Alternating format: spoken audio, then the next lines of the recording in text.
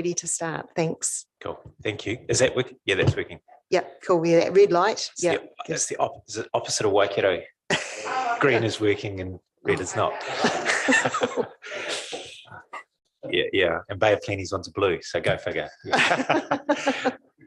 Look, hey, thanks for having me. We've got a couple of people online, hopefully, who are actually going to talk to this. Originally, I had intended to come along with this great big presentation, which told you all about all the exciting things that Waka Kotahi do with you and relationships and how our funding works. But actually, there's only a couple of you that are kind of new to this. So, look, if afterwards the kind of new councillors want to have a conversation about how does the funding model work, how does the NLTP work, I can't tell you anymore because no, I can't. Then I'm happy to have that conversation with you, perhaps offline, because otherwise there'll be 10 other people sitting here going. Well, in fact, David, we'd love to invite you to stay for lunch afterwards, so you do have that opportunity, to have that conversation with food as well. Now I have to meet it. No, that's great. That's cool. Yeah, so welcome that opportunity. But what we did want to talk to you today, perhaps with a little bit more urgency, is Cambridge Pireri. A couple of things. One, the intersection, the roundabout, and where we're up to with that. Actually, three things. Two, the safety barriers and safety improvement programs along the existing road, some challenges we're having with turnarounds, etc., and some solutions that we've got that are going to hold us in the short term, but also move us into a kind of a longer term while the bypass is built. And three, if we get time, where are we at with the cycling, walking and cycling options? So hopefully, I can't see them, but some of my colleagues are online. We've seen some of them, yeah.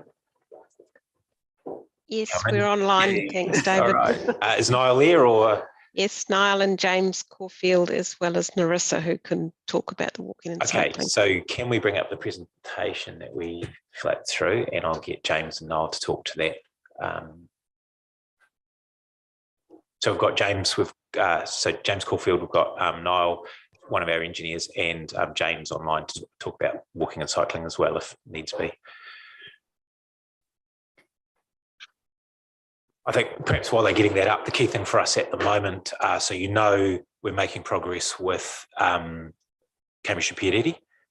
We now own the Thistlehurst farm, so we can start making some real progress with the roundabout. And we're getting geotech engineers, ecologists, etc., all out there over the last few weeks. I spent a day out there the other day with them, which was very exciting. Got out of the office. So a lot of work happening there. That's progressing really, really well. Cambridge Pireri itself, we're progressing that in terms of with the designation process. We are looking at what the impact of some of the works is going to be. So there's some very large cuts, for example, to get that road through. Those don't come without some significant impacts, for example, on groundwater. You start to impact groundwater, you start to impact stream flows, et cetera, et cetera. So we're working through all of those issues at the moment and looking what can we avoid some of those effects? If we can't avoid them, what does mitigation look like? And how do we modify the designation so that we can provide really good mitigation package early on in the piece rather than later on when we're actually starting to build. So that work is progressing really, really well. And our iwi co-governance partnership is working really well in terms of giving us some steerage of that, which is great. In the meantime, Niall, do you want to talk about what we're doing on the existing State Highway one?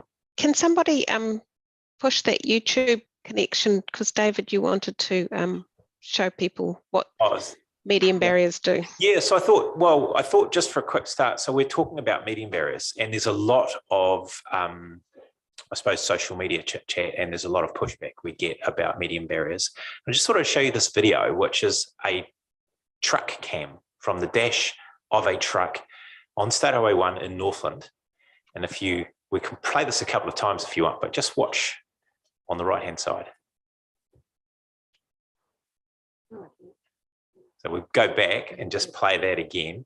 So you see the car approaching, hits the median barrier, bounces off. Right, that driver, car went up on its side, came back down on its wheels. The driver walked away alive. There is no way at 100 kilometres an hour that driver survived that crash if the median barrier hadn't been there. No way.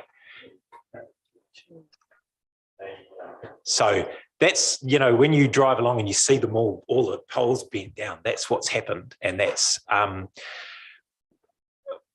huge number of our road runoff crashes. I didn't realise this, but more than half of our road runoff crashes are actually people crossing out of their lane across the other lane and off the side of the road. Oh. So that's this situation with no one coming the other way. Yeah. It's not a head-on, but you run off the road. Yeah. And a lot of the fatalities actually result from that. Yeah. So not only do they prevent that head-on crash with that truck, which would not have ended well, but they also prevent the road runoff situation, which actually in about 17% of cases ends in fatality. So they're incredibly effective, but it's quite dramatic footage, and you can imagine the heart rate of the truck driver after that. Yeah. But I just thought it's really, really useful. We don't have a lot of kind of live footage for obvious reasons. We don't set up cameras just waiting for someone to crash. But this is a priceless piece of footage about just how well they do work. Yeah. Yeah. Both vehicles travelling at 100 kilometres an hour, more or less. Or 90 probably in the truck. He was definitely driving the speed limit. No, Madam. Oh, yes. Yeah. Sorry to ask a question, but it's not a question, but Richard Wright, he was a Cambridge Community Board member, and he's a motorbike rider, and he calls them cheese graters. Yes. And it's saving a life of a car, but if a motorbike hits them, you know, I'm really supportive of them, 100%. But cyclists would be they're killed generally. Yeah. It's interesting that what's not interesting, it's kind of frustrating that that's become the narrative, because it's actually not true. Yes, a cyclist, I mean, if a cyclist comes off their motorcycle, there's not a lot of protection around them. The medium barriers don't actually make it a lot worse. They're not necessarily fatal. One of the things I found quite striking when I started at Waka Kotahi is when I started looking at the data around crashes, deaths and serious injuries. There's a lot of data for deaths and serious injuries for cars and trucks and what have you.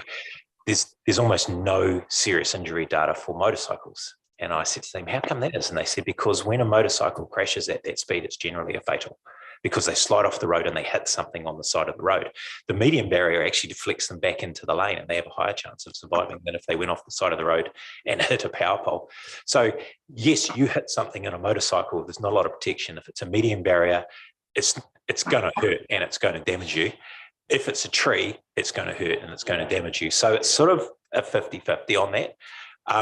But yeah, you will not come off well on a motorcycle if you hit a medium barrier or a tree or Yes, Lou, in the danger of furthering the discussion on I won't further it too much, David, but I just want to make a point. I've ridden motorbikes for nearly 40 or 50 years. The actual barriers do act as a deterrent. What it achieves is when you come towards the centre line, you're actually, when you're leaning into a corner, you're not putting your head on the other side of the road. All right, so you use that as a guideline. So you're actually taking your apex of the corner back in. And this is what we did. I also worked with the Templetons and training riders and riding at riding schools.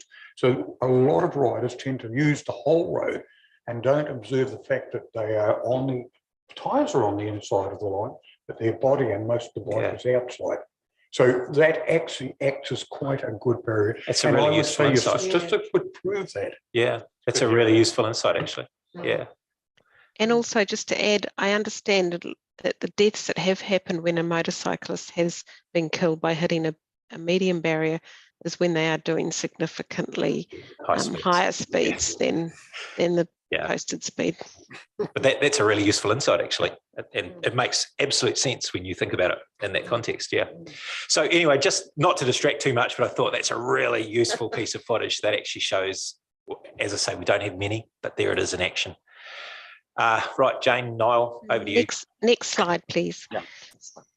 Good morning, and thank you for actually having the chance to meet you and meet the mayor and the elected member. This is my first time. I met most of your engineers, but I'm feeling actually to be in this meeting. That's really, you're not coming through very clearly there. Can you try? It's either a really bad line or you're not talking into the mic. I am talking to the mic. Maybe I'll raise my voice a little bit. I'm sorry for that technical problem. Am I clear now? No, it's even worse. No. Maybe James, do you want to? Yeah, James, perhaps you take over there. Can I just add that since this map was produced, the little orange bit, which is indicating that the flexible barrier is to be installed up near Mangatautari Road, that has actually been installed now. So the updated map didn't quite make it through to this presentation. Excellent. Go, James.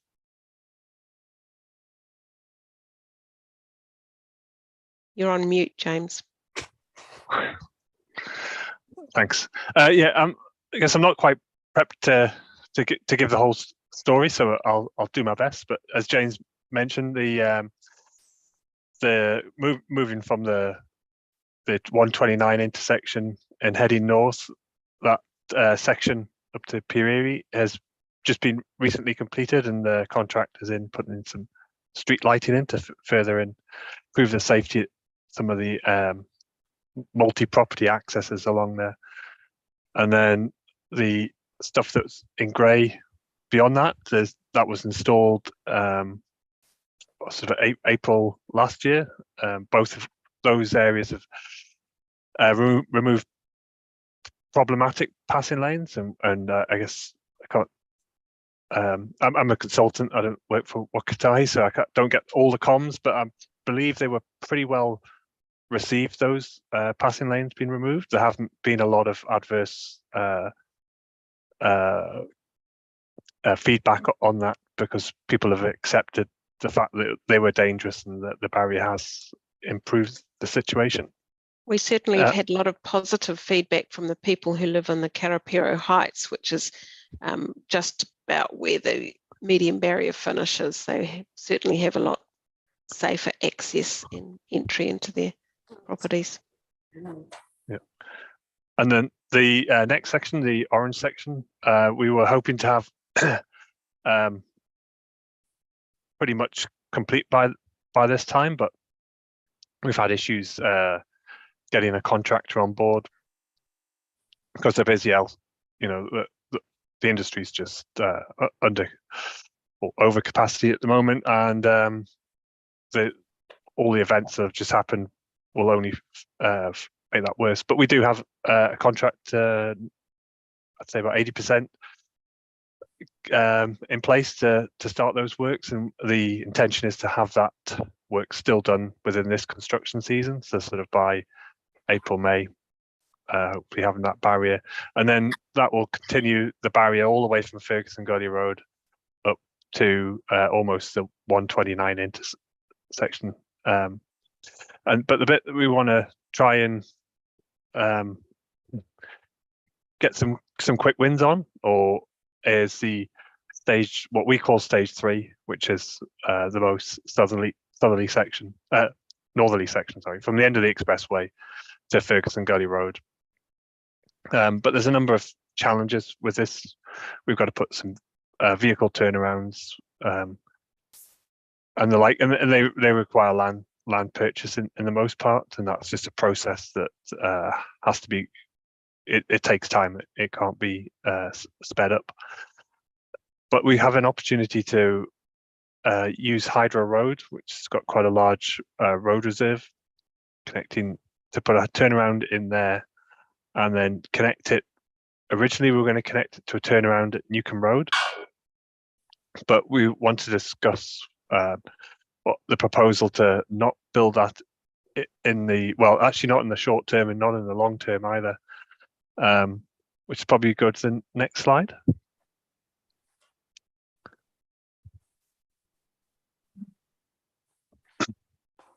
Yeah, so what we're hoping to achieve is the Hydro Road turnaround, which is shown to the bottom right-hand side of that slide. And then the turnaround facility there'd be opportunity for light vehicles to turn at the Newcombe Road intersection. And we know a number of property owners already do that because of the issue with turning right out of their accesses onto, given the road's so busy now, they choose to come down here, or some use the roundabout Shakespeare. And talking to the stockyard at Hickey Road, a number of anyone approaching from northbound, they don't choose to turn right into Hickey Road because of the dangers of not having a right turn bay. So they go all the way up to the interchange on State Highway 1 on the expressway, turn around and come back. And so we're proposing to sort of keep that.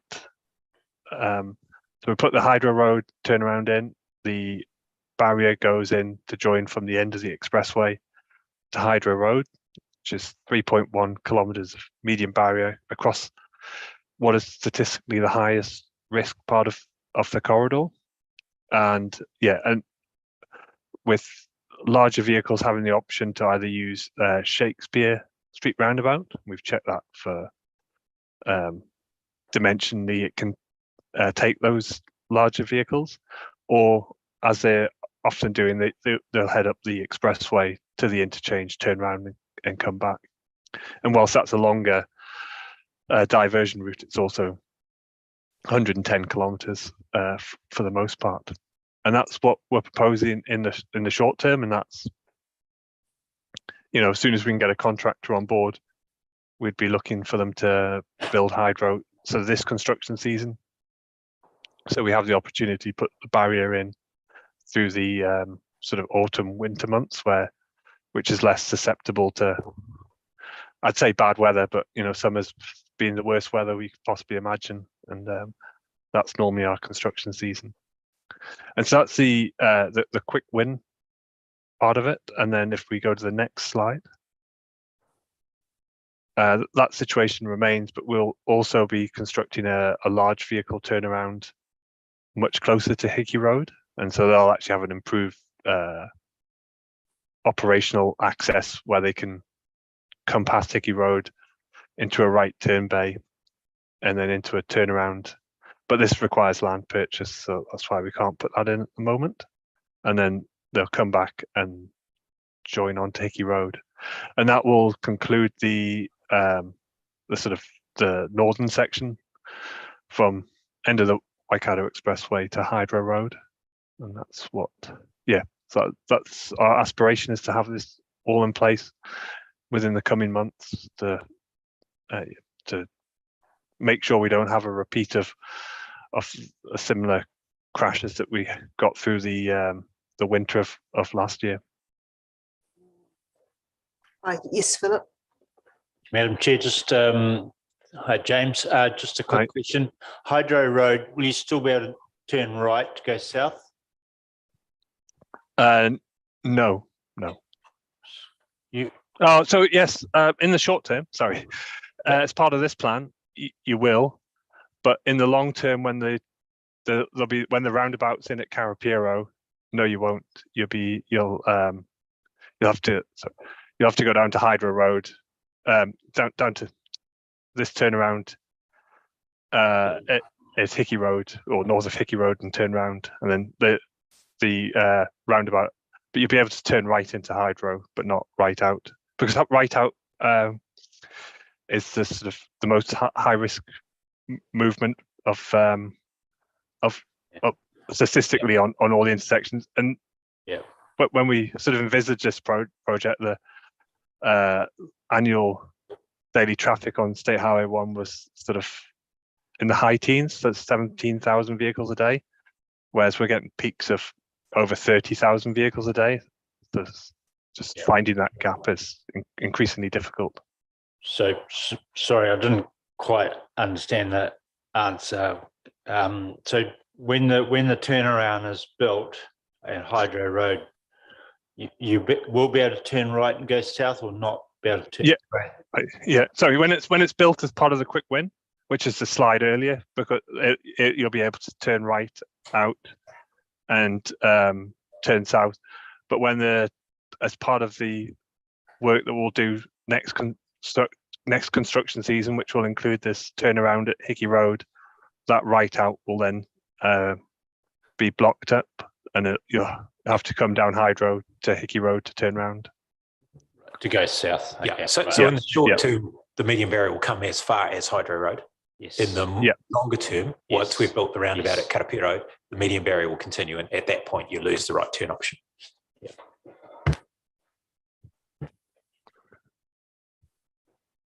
And that's just a reflection that without this turnaround, the diversion route for Hydro Road would be sort of disproportionately long, all the way to potentially up to Shakespeare Street to turn round and back. It's for the volume of traffic that goes down Hydro Road. We're not talking 10 vehicles a day. It's 2,000 vehicles a day.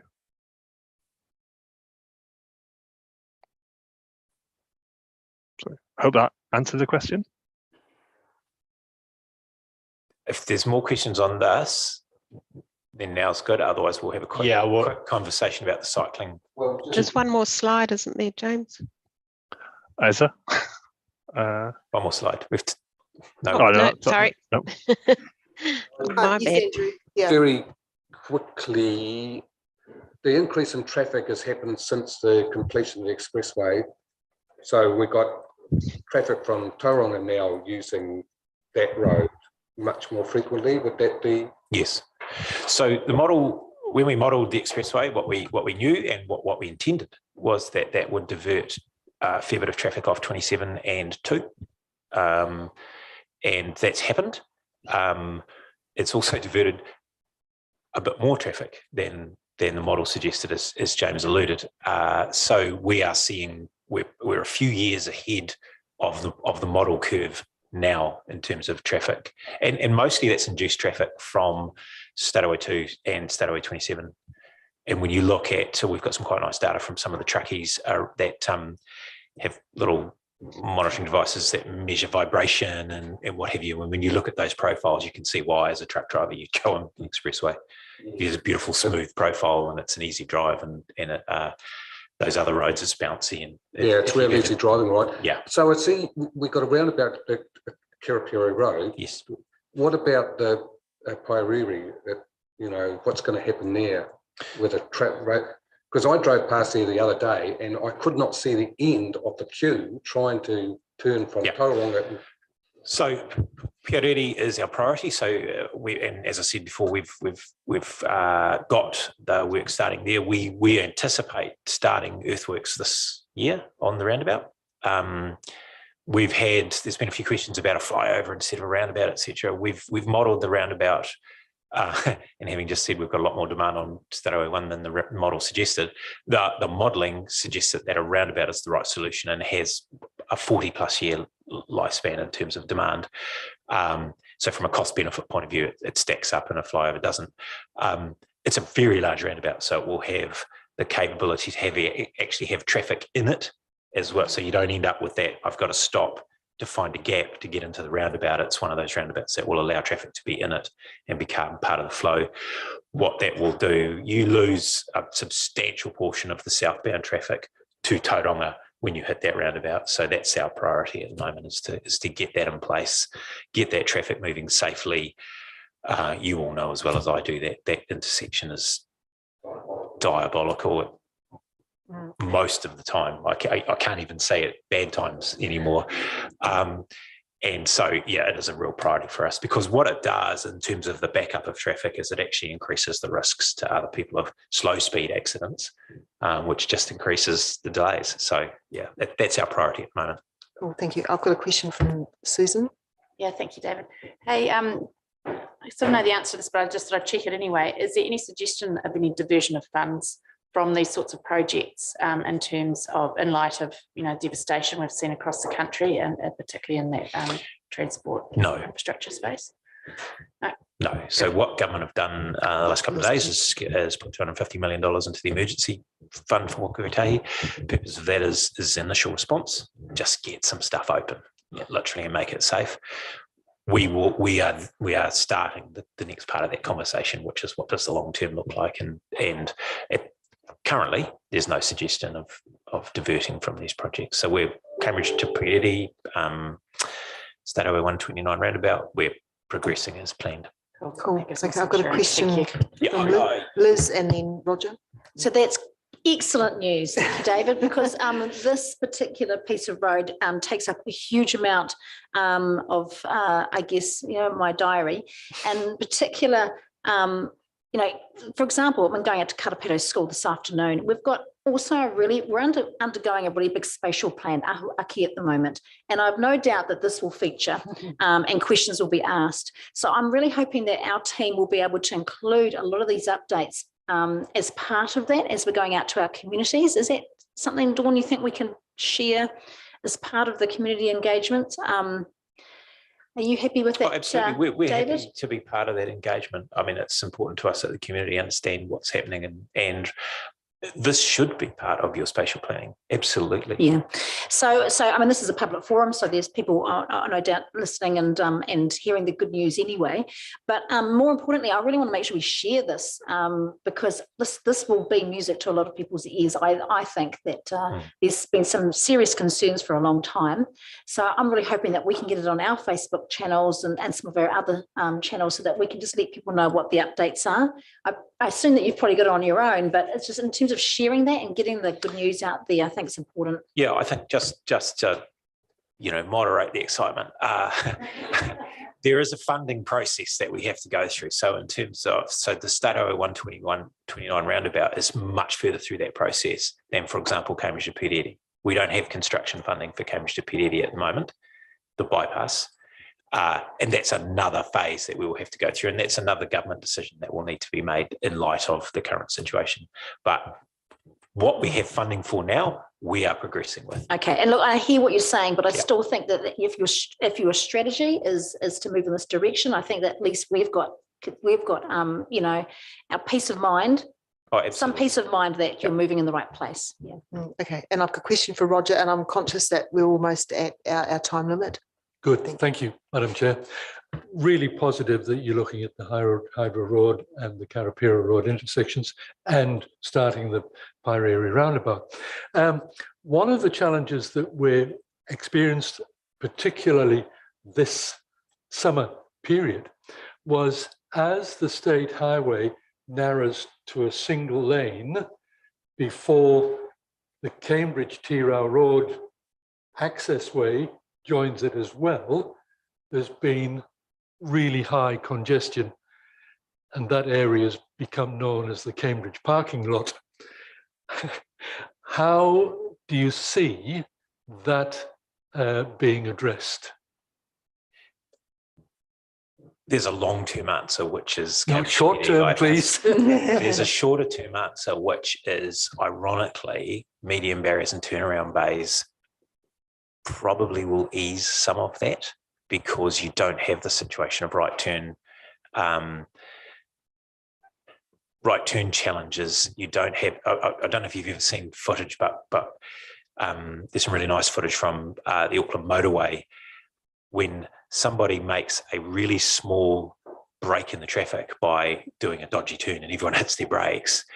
For 15 kilometres up the road, this wave of delay occurs. And you've all experienced that, right? You drive down the motorway, you grind to sort of 60 kilometres an hour and then 30 kilometres an hour, and you think, gosh, there must be a crash. And all of a sudden it all frees up and you drive away.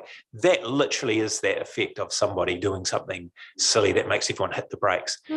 And when you take out, for example, the right turn where people take a risk and everyone hits the brakes, you take that effect away. It won't solve the whole problem. There isn't a short-term solution to the whole problem other than our long-term answer, unfortunately. And that's the nature of, you go from 110 kilometres an hour to two lanes going that way, and then you chop it down. So no, I wish I could say we can take that away, but we can make it a little bit better.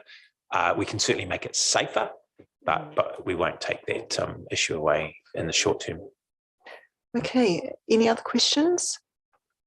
It's cool. Have you got any other slides? There is one more, which is just very quickly, because I know that this is a point of interest on the cycling, and perhaps Jane, you want to talk to this, or would you rather I did it? No, Jane's got, I'll keep talking then. Sorry, Narissa is here to talk to this.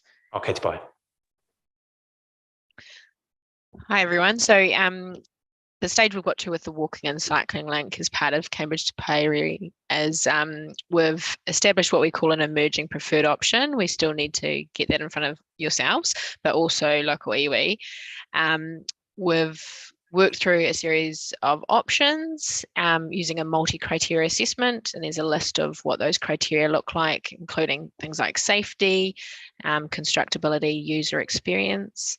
And we've worked through that with several stakeholders, both our sort of biking advocates as well as stakeholders from Waipara and Waka Kotahi. And if we perhaps just jump to the next slide. The options we looked at 4 options. Option A, the first option, really followed the expressway alignment all the way from Cambridge to Pieriri. The second 2 options, B and D, followed the southern side of the river. So effectively from the rowing centre, all along that southern side of the river through to one option went all the way to Mangatutari, and one option crossed over a bridge halfway along. And then the fourth and final option, option G, was an option that pretty much follows the existing State Highway 1 alignment. And that's the one that's come out as the most preferred of the 4 options we've looked at. The options on the south side of the river, we got very clear feedback from landowners that they weren't particularly happy with that option, so it would encounter quite a bit of constructability risks there.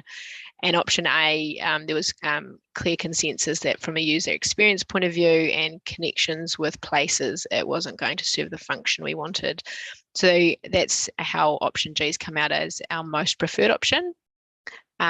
We're working we can look to optimize that option further, things like better access to the reserves and the river on that northern side of the river. So we exploring that. We're also exploring how to bring elements forward, or whether that's possible. It's quite possible that won't be able to be delivered until Cambridge to Pariri is delivered, but we're working through that. And we're also having discussions with Mercury about crossing the dam and what that might look like as a connection.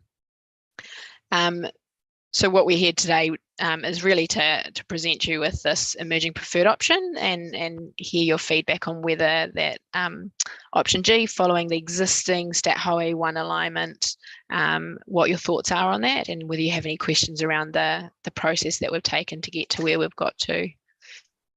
Just noting that there'll be other chances for feedback as well. So we're not asking, please, we're not asking you for a decision now. We're just initial reactions, etc. And we'll come back for a further process at some stage.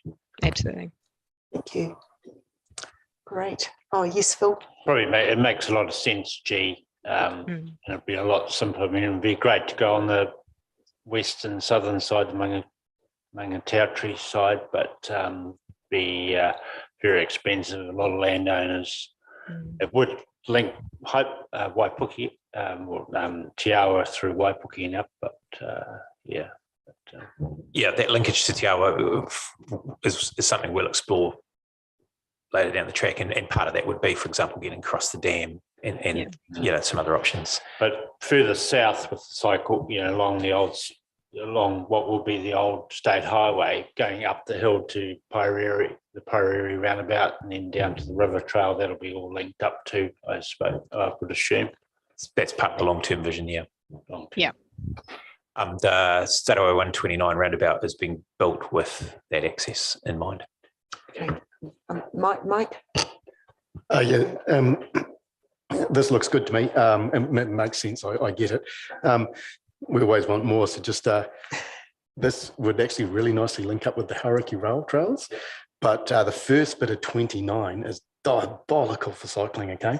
And there's like 2 or 3 pinch points that would be really easy fixes because there's a nice big broad shoulder, but it's where the crash barriers just feed a cyclist straight into the track line. They only have to go out a little bit, and I'd hope you could put into your long-term plan just to take away those pinch points so that when this is constructed, it gives you a really nice link through to the Hauraki Rail Trail, which would be really great recreational opportunity for our district.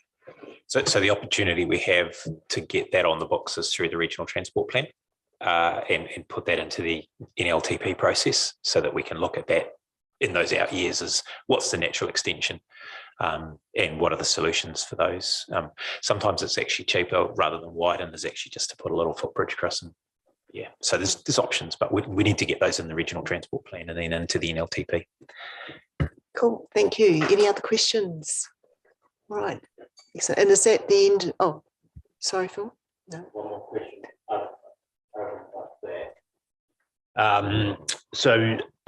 We've been talking about the Pairiri roundabout, and we've had discussions about a temporary roundabout at Karapiro Road, Mobile Garage.